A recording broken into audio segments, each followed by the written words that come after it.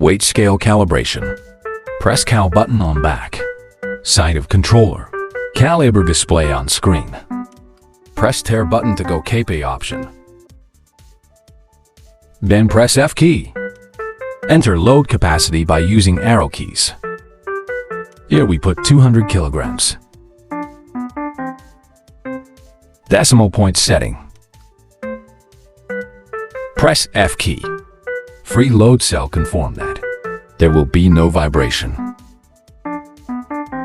Often error occurred due to motion on load. Put weight scale for calibration. We put 50 kilograms.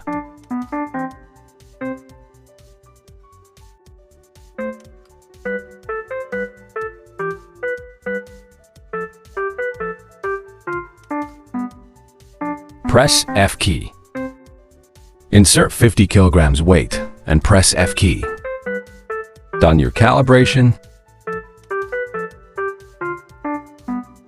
Thank you for watching.